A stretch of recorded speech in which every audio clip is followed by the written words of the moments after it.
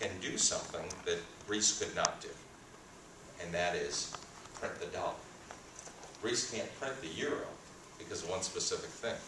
They're part of a European consortium of the euro.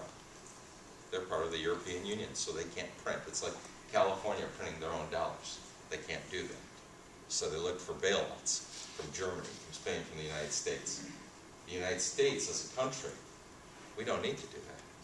We can turn on the printing presses.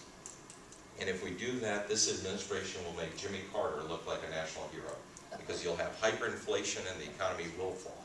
So either way, none of those three options is something that I want to have happen in my lifetime. And so many people keep saying that it's our grandchildren. We're passing this on to our children and our grandchildren. That's not it. That's not it. It will be all of us that deal with this. All of us that deal with this. So all of us need to take a stand about what's right. All of us need to become more patriotic and less political. And all of us need to take a stand against negative campaigning. We saw on many of the news channels what happened to a congressman in, I think it was South Carolina? Was it South Carolina? The one that had Republicans doing exactly like this, where he got a little bit upset and flustered, and he kind of pushed one of the individuals, right or wrong. It's not right. It's not right. And this is the politics that we get. We get the country that we deserve. And what did Ben Franklin say? When questioned, what type of government did you give us? He said, a republic, if you can keep it. And the only way we can keep it is if all of you today feel in your heart, if I'm the right candidate that you want to support, if I'm the right candidate, I'm going to ask you to get involved in our campaign and hold me accountable and be part of our campaign. It's not my campaign. It's not my campaign. It's our campaign. All of us have to get involved in one way or another and make a decision with what we believe and then fight for it. And that's what I've always done in the military. That's what I will continue doing for my country. And let me leave you with this thought before we go into your very important questions and answers.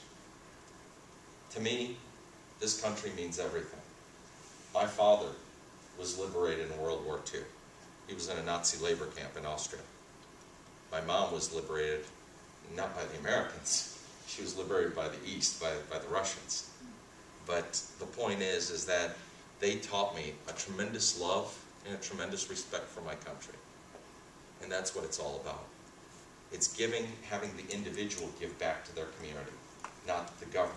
Because I am afraid that when the government comes in and starts taking things over, you start having rationing.